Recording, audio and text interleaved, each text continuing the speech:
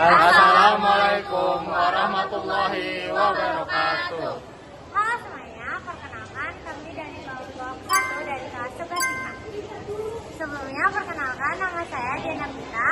Nama saya Fatimah Azhara Pita. Nama saya Muhammad Ibrahim. Nama saya Nisha Putri Mawati. Nama saya Rayhan Fahri Hidayat. Dan di video kali ini, kami bakal ngejelasin tentang Undang-Undang Agraria, Undang-Undang Gula, dan juga politik etis.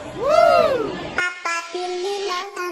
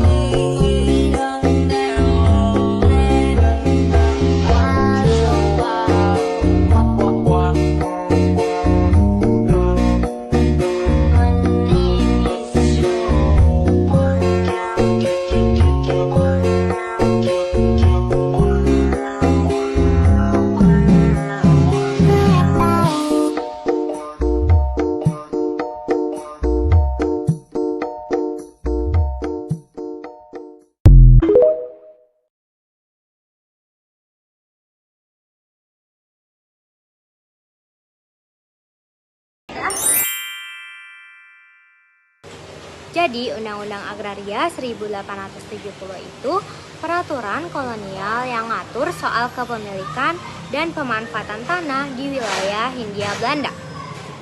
Setelah tanam paksa selesai, Belanda pengen tetap dapat keuntungan dari sektor pertanian, tapi lewat cara yang baru, yaitu lewat pengusaha swasta asing. Nah, lewat undang-undang ini, pengusaha Eropa boleh nyewa tanah rakyat ataupun tanah negara buat dijadiin perkebunan besar. Tujuannya sih katanya buat ngembangin ekonomi dan buka peluang usaha. Tapi ya tetap ujung-ujungnya tetap buat keuntungan Belanda juga. Kalau dilihat dari tujuannya, ada beberapa poin penting. Yang pertama, biar modal asing bisa masuk dan ngembangin perkebunan di Indonesia. Kedua, ngubah sistem ekonomi dari yang dikuasai pemerintah jadi ekonomi liberal. Artinya, pihak swasta punya kebebasan buat berusaha. Yang ketiga, ngatur soal hak tanah secara hukum. Jadi, investor asing punya kepastian kalau mau bisnis di sini. Dan yang keempat, ningkatin hasil ekspor kayak kopi, teh, tebu, sama tembakau supaya ekonomi Belanda makin kuat. Tapi sayangnya, di balik semua itu, rakyat Indonesia justru banyak yang kehilangan tanahnya sendiri. Mereka cuma bisa kerja di perkebunan dengan upah yang kecil banget. Assalamualaikum warahmatullahi wabarakatuh. Nama saya Rabiden, saya dari kelompok 1. Sebelumnya mohon maaf saya sedang berhalangan untuk hadir dikarenakan saya sedang mengikuti turnamen elit Pratama di ITB Jatinangor Sumedang. Di sini saya akan menjelaskan tentang isi dan kebijakan utama. Yang pertama adalah tanah di Hindia Belanda dibagi menjadi dua, yaitu tanah milik pribumi yang berupa persawahan, kebun, dan ladang, serta tanah pemerintah atau tanah-tanah hutan yang tidak termasuk tanah pribumi. Dan yang kedua, tanah pemerintah dapat disewa selama 75 tahun, dan sedangkan tanah pribumi dapat disewa hingga 30 tahun. Proses sewa tanah juga harus dilaporkan kepada pemerintah. Dan yang ketiga, tanah-tanah negara bisa diberikan kepada perusahaan atau investor asing sebagai hak konsesi. Dan yang keempat, ada hak milik rakyat atau hak ulayat tetap diakui secara adat dan namun tidak diakui kuat dalam hukum kolonial. Dan yang kelima ada pemerintah tetap menjadi pihak yang berwenang mengatur tanah dan menentukan mana tanah yang boleh disewakan. Dan yang keenam yang terakhir yaitu muncul banyak perkebunan besar swasta seperti perkebunan tembakau di Delhi dan teh di Priangan dan gula di Jawa Timur. Dan terima kasih. Dampak dari UU Agraria itu ada dampak bagi rakyat pribumi. Yang pertama itu banyak petani kehilangan tanahnya karena disewa jangka panjang oleh pengusaha asing. Yang kedua, rakyat terpaksa bekerja sebagai buruh perkebunan dengan upah rendah dan kondisi kerja buruk. Yang ketiga itu, ketimpangan sosial semakin besar antara kaum pribumi dan pengusaha Eropa. Dan yang keempat, terjadi pergeseran dari sistem pertanian rakyat ke sistem perkebunan besar yang berorientasi ekspor. Dan ada dampak bagi pemerintah kolonial dan pengusaha asing. Yang pertama itu, modal asing masuk besar-besaran, terutama dari Belanda dan Eropa Barat. Yang kedua itu, pemerintahan kolonial mendapatkan keuntungan dari pajak dan ekspor hasil perkebunan. Yang ketiga itu, pembangunan infrastruktur seperti jalan raya, rel kereta api, dan pelabuhan meningkat untuk mendukung distribusi hasil perkebunan. Dan ada dampak bagi ekonomi Hindia Belanda, yaitu ekonomi Hindia Belanda semakin terintegrasi dengan pasar dunia melalui ekspor hasil perkebunan. Nah, namun ketimpangan ekonomi dan sosial ini semakin tajam karena adanya kekayaan hanya dinikmati oleh segelintir orang. Undang-Undang Gula atau Suikerwet adalah peraturan yang dikeluarkan oleh pemerintah Belanda pada tahun 1870 untuk mengatur industri gula di Hindia Belanda, khususnya di Indonesia. UU ini bertujuan memberikan kesempatan luas kepada pengusaha swasta untuk mengembangkan usaha gula di Indonesia. Latar belakang UU Gula adalah keinginan Belanda untuk meningkatkan produksi gula dan mengembangkan ekonomi liberal di Hindia Belanda. Sistem tanam paksa yang sebelumnya diterapkan dianggap tidak efektif dan memberatkan rakyat. UU Agraria 1870 yang dikeluarkan pada tahun yang sama juga bertujuan untuk mendukung kebijakan politik terbuka dengan memberikan kesempatan kepada pengusaha swasta. Isi UU Gula. Beberapa poin penting dalam UU Gula adalah: 1. Perusahaan gula milik pemerintah akan dihapus secara bertahap dan diambil alih oleh swasta. Kedua, swasta diberi kesempatan luas untuk mendirikan pabrik gula baru dan mengembangkan industri gula. Ketiga, tahap milik penduduk dapat disewakan kepada pengusaha swasta tetapi tidak dapat dijual. Tujuan UU Gula: pertama, meningkatkan produksi gula dengan membersihkan kesempatan kepada swasta untuk mengembangkan industri gula. Kedua, mengembangkan ekonomi liberal dengan membuka kesempatan bagi pengusaha swasta untuk berinvestasi Indonesia. Ketiga, meningkatkan kesejahteraan rakyat meskipun dalam praktiknya kebijakan ini lebih menguntungkan pengusaha swasta daripada rakyat. Dampak UU Gula adalah: 1. UU Gula membuka kesempatan bagi pengusaha asing untuk berinvestasi di Indonesia, sehingga meningkatkan investasi asing. 2. Banyak tanah milik penduduknya yang diambil alih oleh pengusaha swasta, sehingga menyebabkan rakyat kehilangan mata pencarian.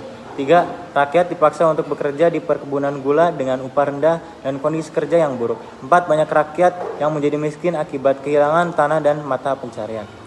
Alasan dibentuknya Undang-Undang Gula dibuat oleh pemerintah kolonial Belanda pada masa Hindia Belanda sebagai bagian dari kebijakan ekonomi setelah sistem tanam paksa mulai dihapus.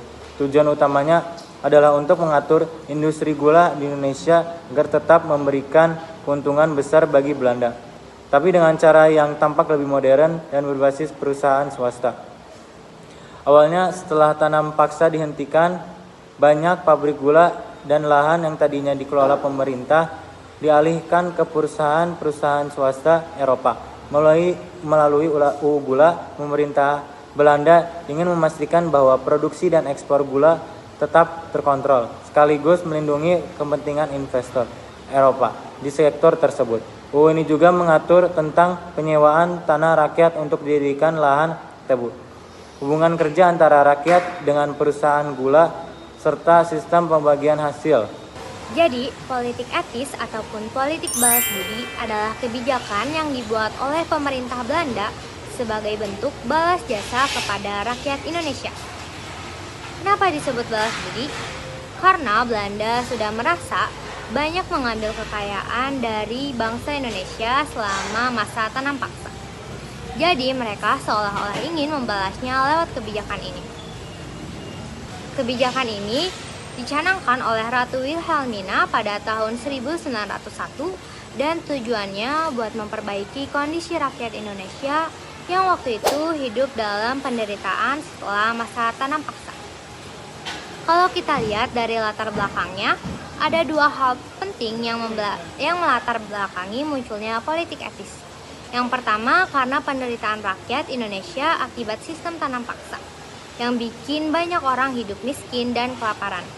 Yang kedua, adanya kritik dari tokoh Belanda bernama Van Deventer lewat tulisannya yang terkenal berjudul Iren Ireskov, atau artinya hutang kehormatan.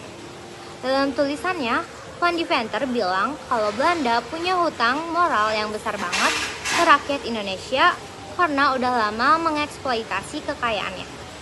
Nah, dalam politik etis itu ada tiga program utama atau Deventer. Yang pertama itu irigasi atau pengairan, yaitu pembangunan saluran air dan waduk untuk meningkatkan hasil pertanian. Nah, yang kedua itu ada emigrasi atau transmigrasi, yaitu memindahkan penduduk dari pulau yang padat seperti Jawa ke daerah yang jarang penduduknya. Dan yang ketiga itu ada edukasi atau pendidikan, yaitu memberikan kesempatan pendidikan bagi rakyat pribumi, terutama sekolah dasar. Nah, di sini itu ada beberapa sekolah dasar yang didirikan pada masa politik etis di Indonesia. Yang pertama itu ada Hollandse Inlandse School atau HIS, yaitu sekolah dasar untuk masyarakat pribumi. Kurikulumnya berorientasi pada pendidikan dasar ala barat bagi anak laki-laki pribumi. Dan yang kedua itu ada Europese Leger School atau ELS, yaitu sekolah dasar untuk anak Eropa dan para pembesar pribumi. Kurikulumnya mengikuti standar pendidikan dasar Belanda. Dan yang ketiga itu ada Hauser Burgerlijk School atau HBS, yaitu sekolah mencegah untuk siswa lulusan ELS menyediakan pendidikan menengah dengan orientasi akademis yang lebih tinggi. Yang keempat itu ada Mir Uitgebreid Lezer Onderwijs atau MULO, yaitu sekolah menengah yang diperuntukkan bagi lulusan HIS. Kurikulumnya itu setara dengan pendidikan menengah kelas menengah. Dan yang kelima itu ada Algemene Middelbare School atau AMS, yaitu sekolah menengah atas untuk siswa lulusan HBS, dan MULO dengan kurikulum tingkat lanjut yang mendekati pendidikan menengah atas Belanda. 6. Stovia, sekolah pendidikan dokter untuk orang Jawa, difokuskan pada ilmu kedokteran dan kesehatan masyarakat. 7. Rich House School, sekolah hukum menyiapkan calon-calon profesional di bidang hukum. 8. Rainbow School, sekolah pertanian yang memberikan pendidikan teknik dan praktik pertanian modern. 9. Technic House School, sekolah teknik yang memberikan pengetahuan dan praktik di bidang teknologi dan teknik. 10. Hollandse Indische Quick School, sekolah guru bantu yang tersebar di berbagai kabupaten. Tujuan atau fungsi politik etis. Yang pertama, meningkatkan kesejahteraan rakyat Indonesia. Yang kedua, memperbaiki citra Belanda sebagai penjajah yang bermoral. Yang ketiga, menyiapkan tenaga kerja terdidik yang bisa membantu pemerintah kolonial. Yang keempat, menjaga kestabilan politik agar rakyat tidak memberontak.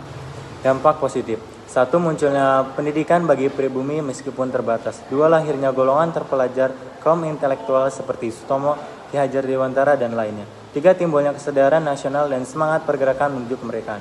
4. Beberapa proyek irigasi dan pemukiman baru mulai dibangun. Dampak negatif: 1. Manfaatnya tidak merata, lebih banyak dirasakan oleh golongan atas. 2. Tujuannya tetap kolonialistik agar rakyat lebih patuh dan bisa mendukung ekonomi Belanda.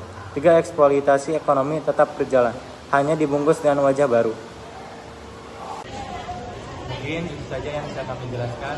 Kurang lebihnya mohon maaf. Wassalamualaikum warahmatullahi wabarakatuh.